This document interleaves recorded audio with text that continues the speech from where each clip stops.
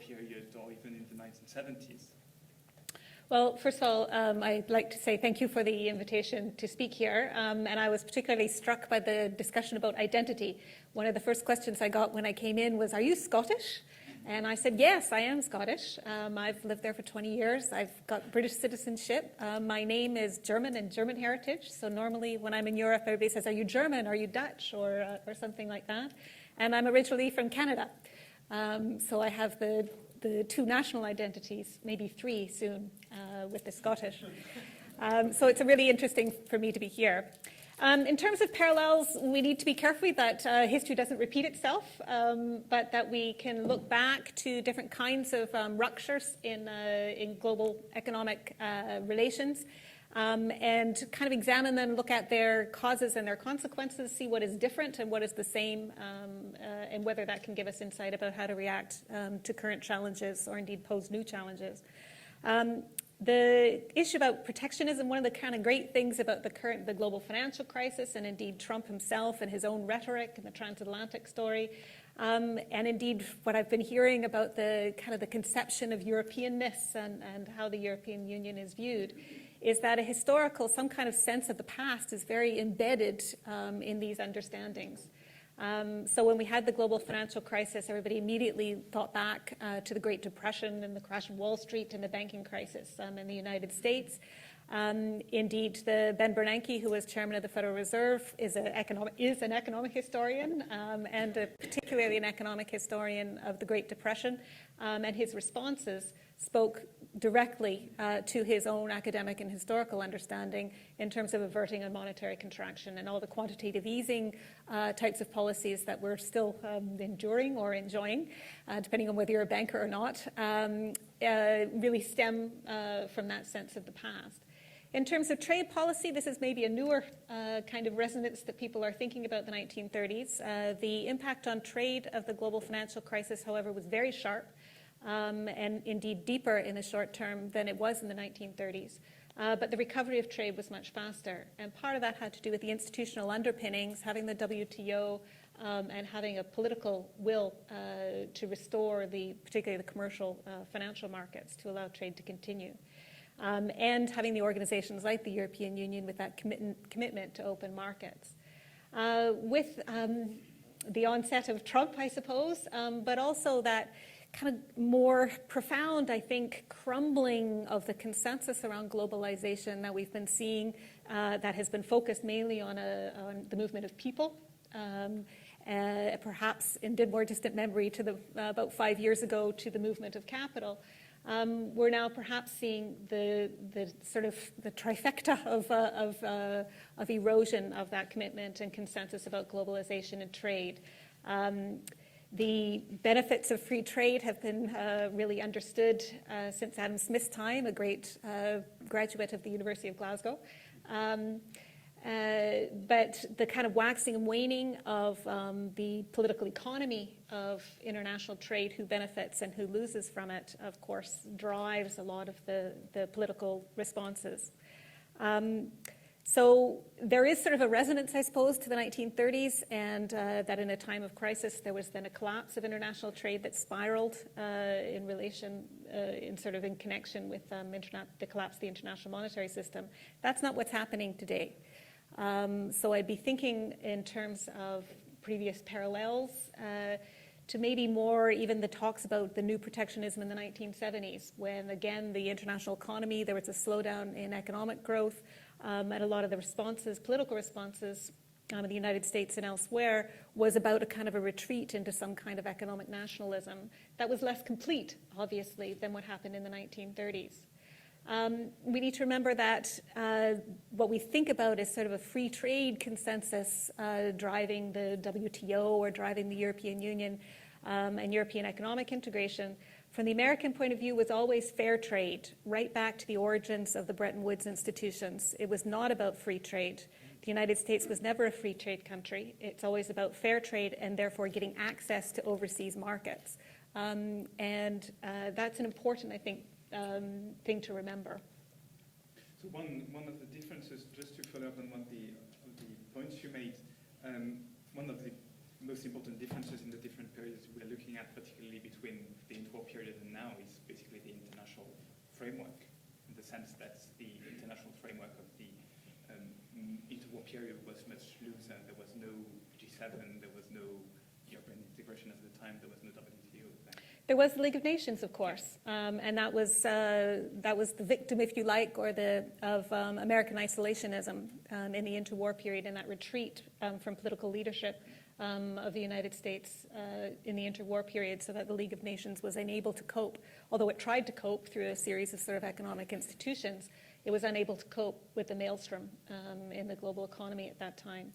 We do have the WTO, but even the WTO's influence and organization and primacy has been eroding over the last 10 to 15 years with the emergence of regional trade agreements that are happening outside the WTO framework, and the proliferation of that, I think, has really undermined the WTO's legitimacy in part, and I think we'll see this continue under Trump as he moves forward to challenge these sort of international financial and economic institutions.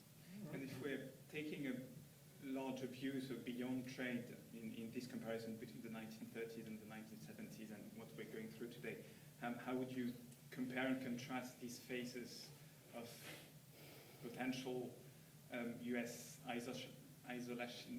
isolationism? They want to go it alone. And what's going on today? So is it very different, or is it coming from the same, to put it that way, philosophy of international relations or perceptions that they have, or is it, how can we compare with them? I think what we're seeing today, we will be looking back, and when we're writing the history of this period, I think we will be seeing a turning point. What you're particularly seeing in the United States in terms of the international trade rhetoric of Trump is that shift in the interests between the consumer and the so-called producer. So those who lose from trade tariffs and protectionism are the consumers, which is the broad spread of the population. And indeed, many of those who voted for populist measures and voted for Trump, the lower income groupings, are the ones that benefited quite strongly in terms of free trade, in the reduction in their cost of living, in their ability to import cheap Chinese imports, and all that sort of thing over the last 10 years. That was a product of this globalization. Now, Trump is moving in a direction where he feels more strongly about big business, but the rhetoric of what he's talking about and the people that are voting for him think they're going to get their employment jobs back. So in a sense, it's that shift between the producer, from the consumer to the producer. And if you're thinking about the European framework, again, the origins of European integration, I would argue, were economic. There is politics, economics, and society are all very intertwined. But it started off as a recognition of the importance for economic, political, and social prosperity in Europe, that they needed the gains from trade that are distributed across the populations of Europe were to be prime. Following up on your point about the origins of the European integration, I was thinking we could perhaps talk a bit more about the US and Europe. But actually, before that, coming back to what you were saying about the treaties of Rome and the origin of European economic integration, I would fully agree. It's difficult to me as an historian, mostly working on European integration, to define the creation of the European Economic Community as exclusively a political project. Partly for a reason that is linked to the discipline of history. I guess in the end, we always try to reach balanced assessments, and it would be very difficult just to pinpoint at one factor dominating so clearly the others. But also the historical research of the past 10, 20, 30 years. If you look at Alan Milward's, the famous British economic historian who wrote the provocative and very interesting book, The European Rescue of the Nation State, was clearly explaining that economics played an important role in the beginning of European integration. So it's certainly a mix of reasons and not just a political enterprise. But talking about the beginning of the European integration, and following up on our discussion on the US, how would you characterize the role of the US in the beginnings of European integration, or the relationship between the two? Well, the American goal at the end of the war was to create a United States of Europe, and to create that political union and sort of frame that through, indeed, the economic union through the Marshall Aid administration and this sort of thing. The response from the European nation states, particularly the French and the British, was initially, well, we need to stop that immediately and stop it in its tracks.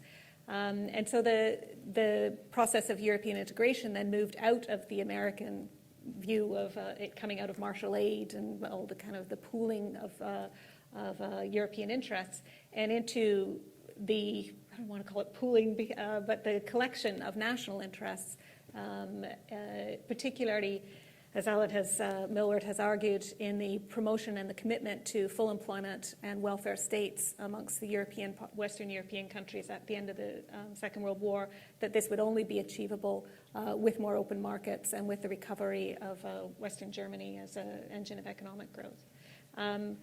So I think in terms of the social and political origins of Europe, I think the Americans had a very political driver in terms of the Cold War, but also United States of Europe. The European response was much more functional and much more focused on the promotion of national and state organizations and priorities.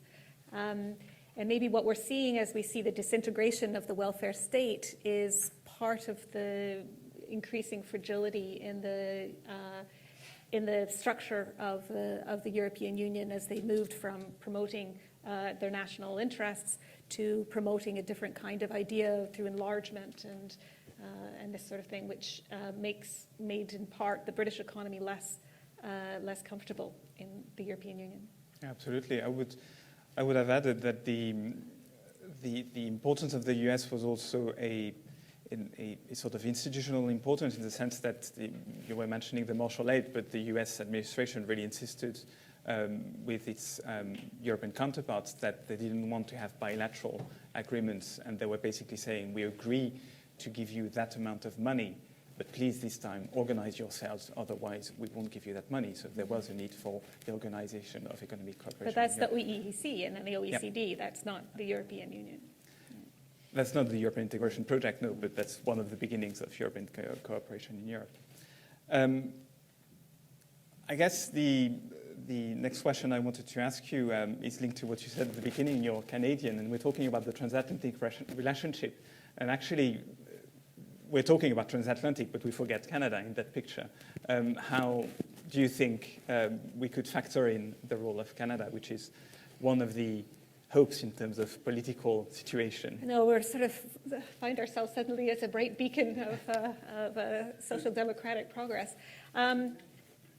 Well, of course, the CETA has just been signed, and how it is promoted in Canada is that it's sort of the most progressive trade treaty, that it recognizes the social and cultural differences in the structures of the social and cultural aspects of the partners. So I think there's a lot of potential there. Thinking back historically, though, Canada is very small, and I'm sure it doesn't loom very large on the radar in Brussels that often. But it did play a really important brokership role in the 1970s and indeed into the 1980s.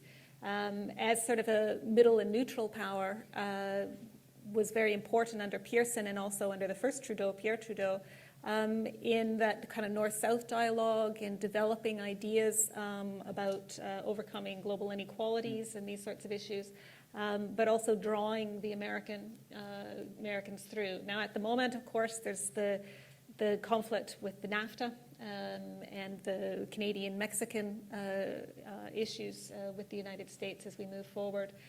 So that might not be an opportune moment, and it might change the kind of nature of that. But I think there is an opportunity, and I think the negotiation of CETA, but also the different complexion of the Canadian politics at the moment, offers an opportunity possibly to remember not to ignore Canada and its potential in the next few years.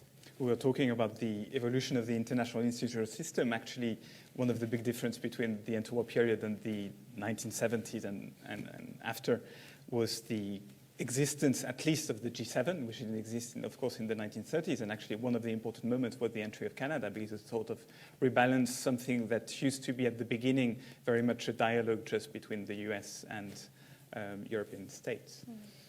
I think it would be a good moment to open the floor to questions. Plenty of questions. Maria, do you want to? Okay. I've been waiting all day. Okay.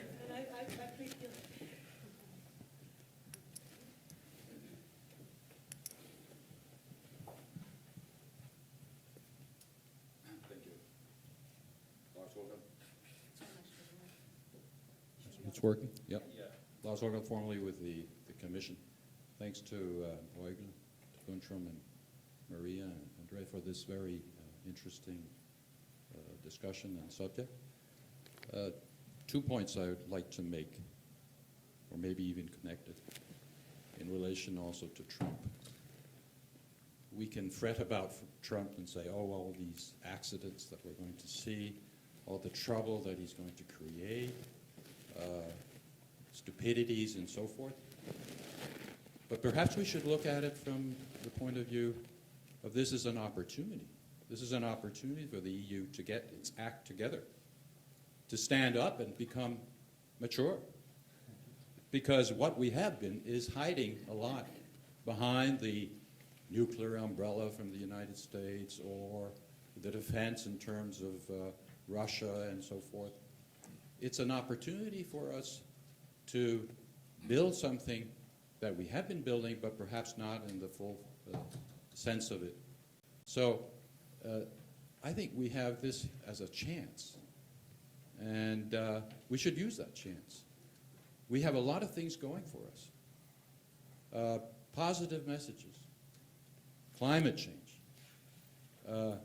the question about mobility, the free mobility of our people and capital, the single market, competition policy. Everybody recognizes competition policy has to be at an EU level. Otherwise, it doesn't make any sense. We can stand up to conglomerates, to multinationals, to have a taxation policy which becomes effective, so instead of avoiding all this abuse of having tax havens around in Europe, whether it's Ireland or Luxembourg, wherever. We have several things going for us, and we should use those opportunities to create a meaningful message to our population. If we can do that and slowly build up again something of an identity, not just a national identity, because I agree, and I disagree here with our half Flemish, you need an identity. You cannot live without an identity, but it doesn't need to be in contrast to each other or in contrast to Europe. You need an identity.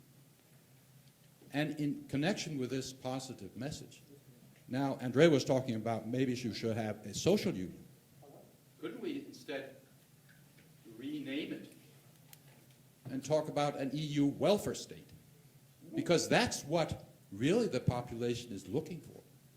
I know this is going into national prerogatives and questions of competence, but that's what the European Monetary Union, the banking union, the capital union, the single market, all that requires as well rights for pensioners, recognition of brevet, recognition of a working place, mobility. This all hangs together with unemployment benefits that can only make a sense if we have a single currency, a single market. You need also this to back up in order to have a complete system. So an EU welfare state, could I suggest that? Thank you. I think next, Maria, Andre. Oh, yeah.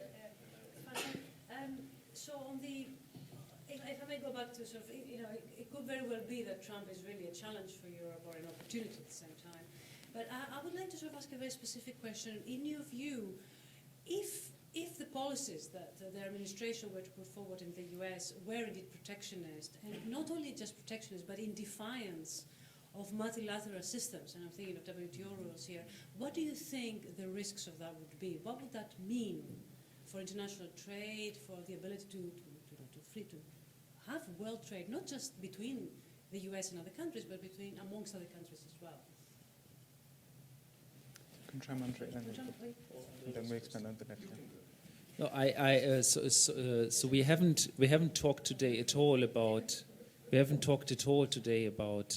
monetary union, and since we have two economic historians here, I cannot resist sort of asking you, where do you see this project going really, and really from a historical angle. Because I do note that it is a monetary union with very diverse set of countries, with very diverse economic structures.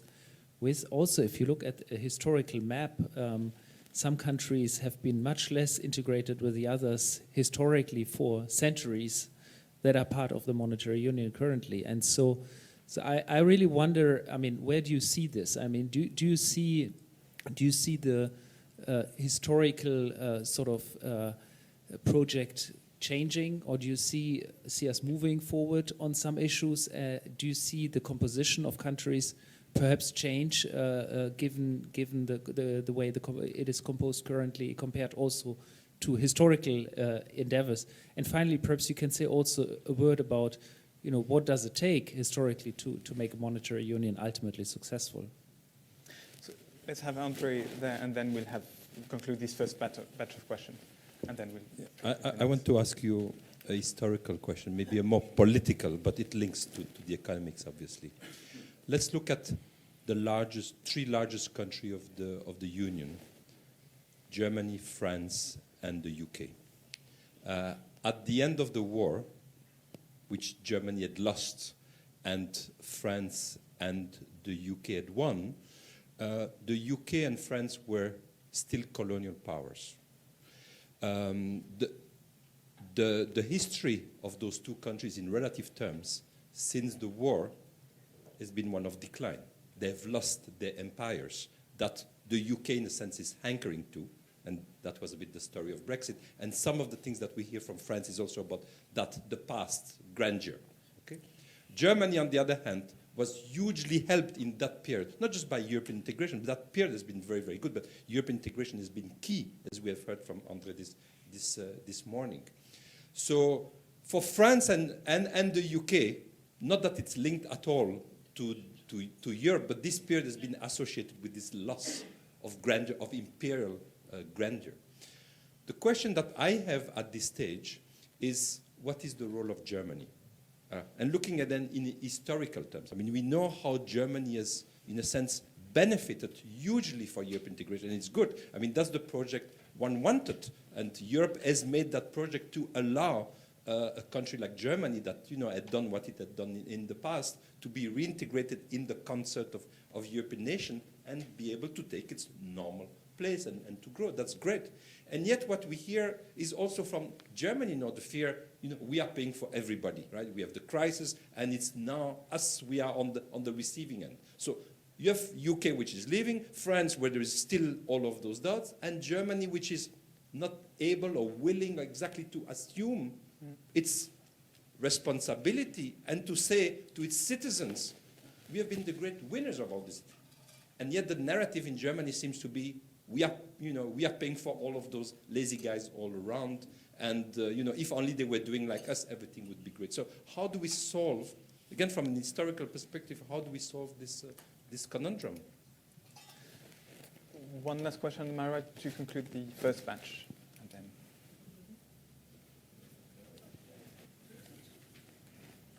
then. Good afternoon. I'm especially honored here to understand my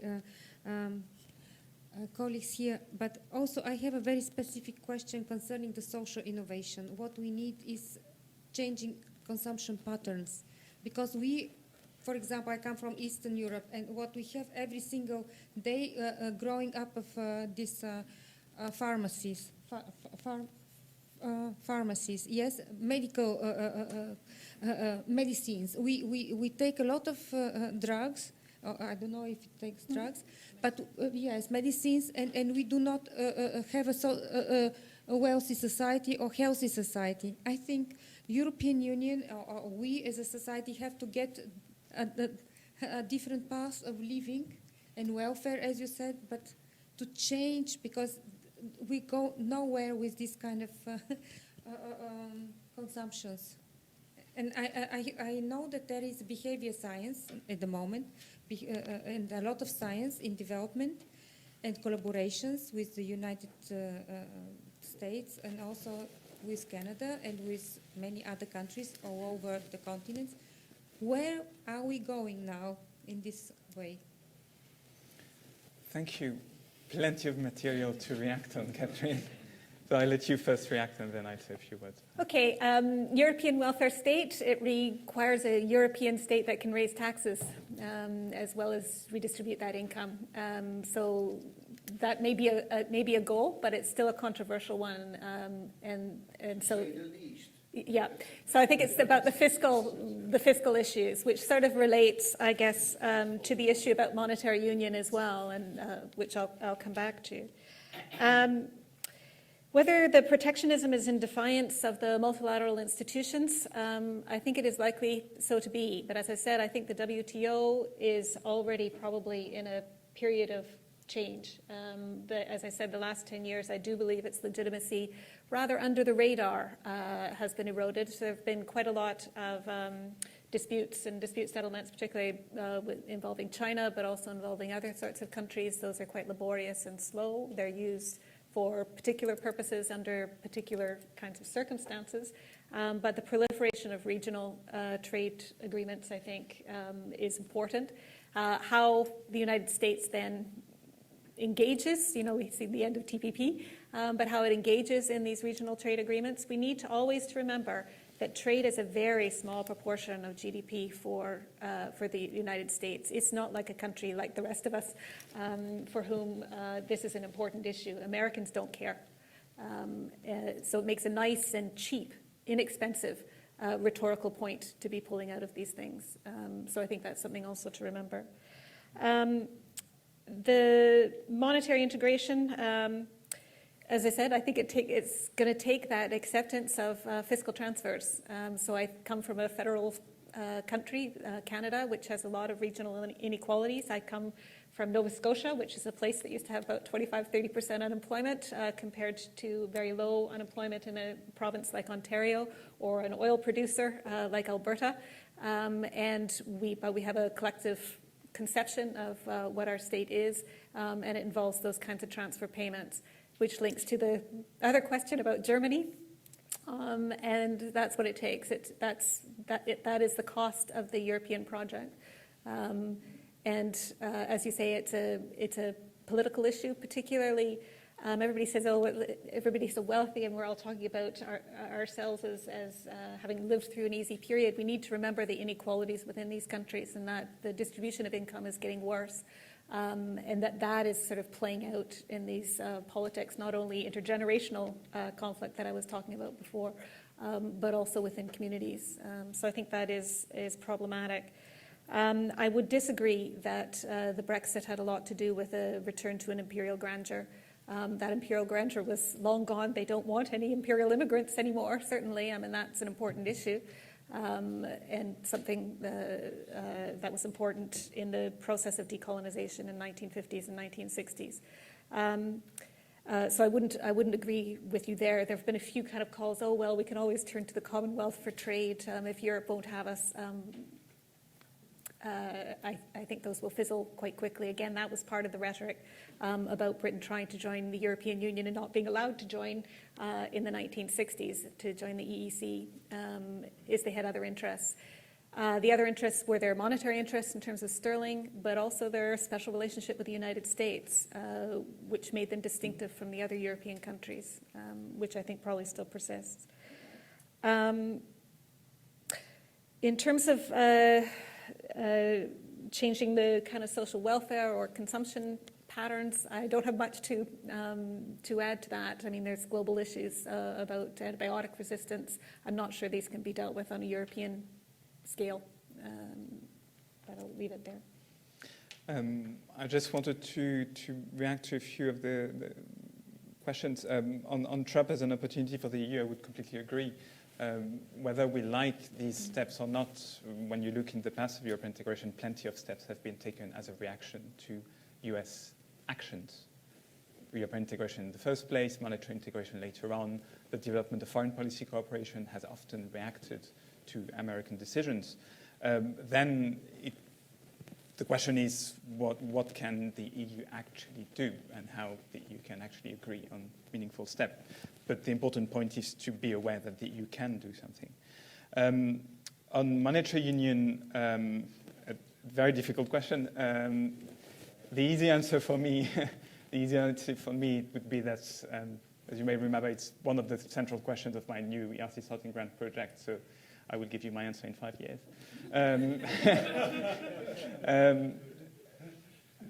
To be more to the point, I think we know actually from a historical perspective what should be done for the monetary union to function. What we don't know probably is how to find an agreement within such a diverse region that is Europe. And that is an ad hoc agreement that we need to find ourselves between Europeans. That's why it's difficult. It will go into the directions of increasing centralization. It will go into the directions of banking regulation, supervision, fiscal integration, question of harmonization of taxation, etc. These are the regular questions that we know for any monetary union are on the agenda. How we'll get there is for Europeans to decide. Can I just interject there a little bit, sort of drawing out from the story of what's going to be happening to the euro? Let's not take our eye off the dollar and the kind of the whole functioning of the international monetary system as we think about international currencies, if you like. So we all thought Trump was kind of kidding. It was all just a bit of rhetoric and the things that he said, but he's following through with everything. And one of the things that he was talking about was that he was going to repurchase American debt at a discount, which is essentially a default on American overseas debt, which would completely undermine the international role of the dollar. There's lots of literature about tipping points, and while the dollar seems impregnable at the moment, should sentiment change, I think it could be enormously disruptive. This may create opportunities for the euro, but it might not be opportunities you want to take on because managing an international currency makes you very vulnerable to international markets unless you're an economy like the United States, which is big and not that, and very resilient to international flows because it's not that open. And to give a short answer to Andre's question, it's a very challenging question.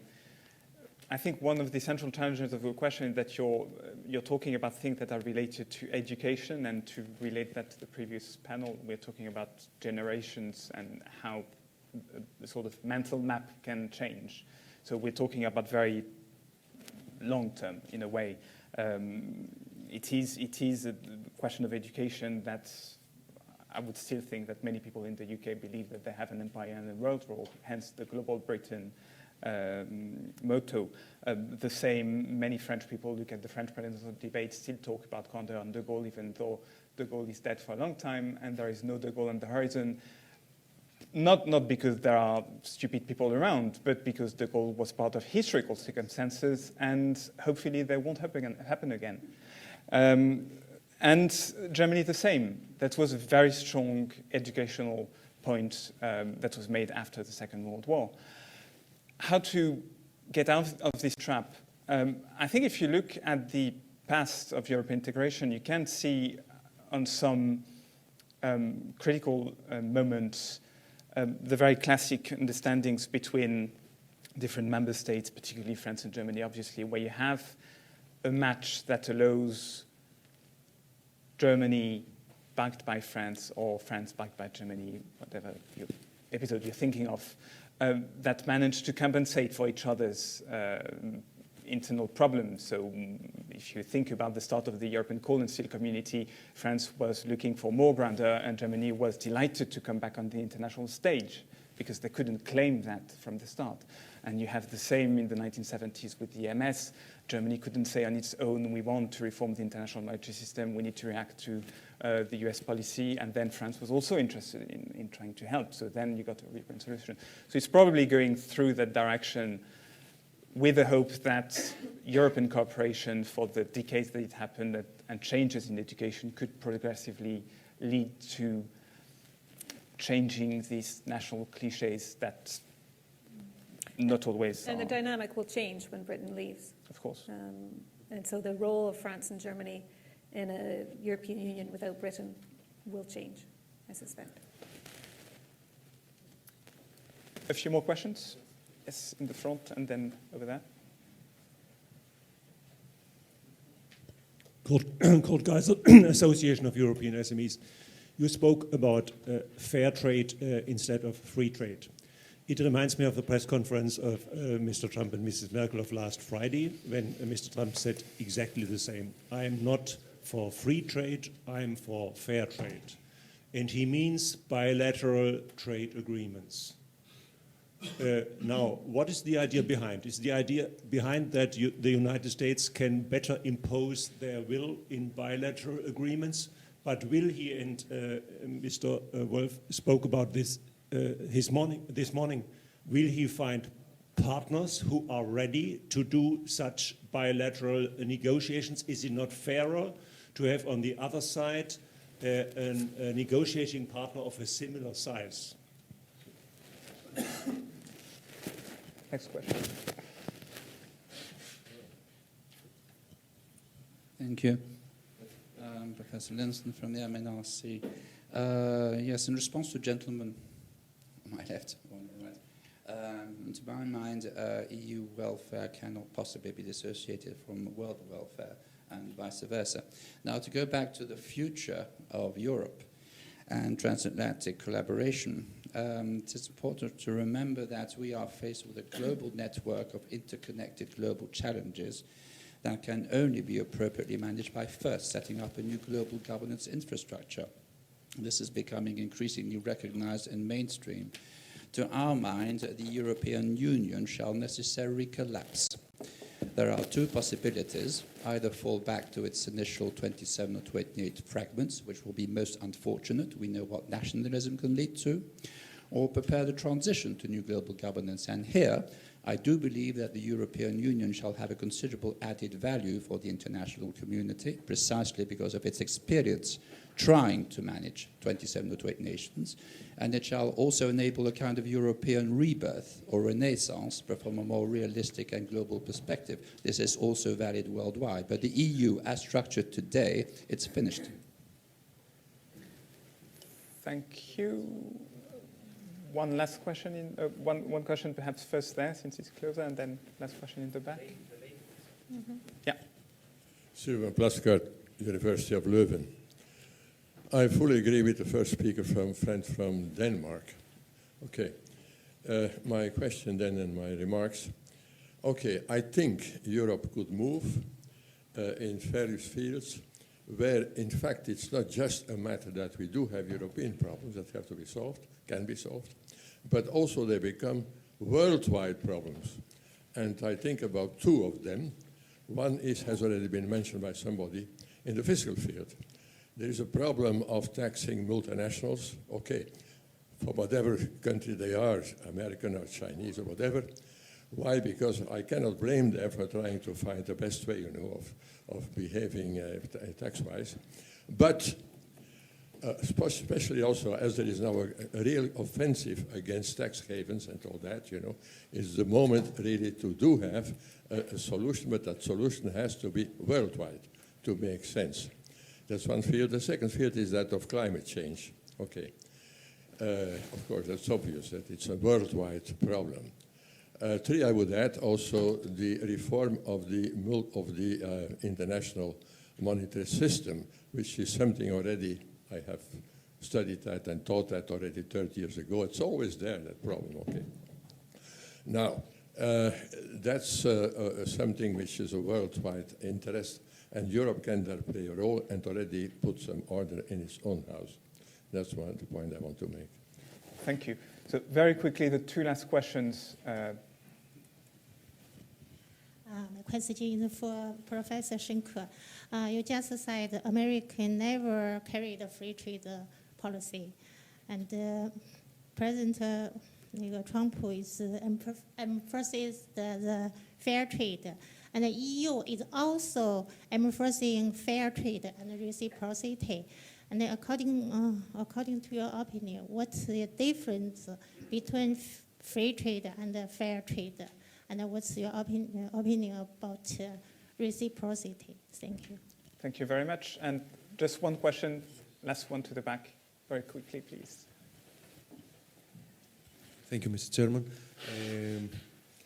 Of course, I would like to say that we have to, as Europeans, I agree totally with the gentleman of the European welfare. This is the right thing to be done. The American administration is working for us.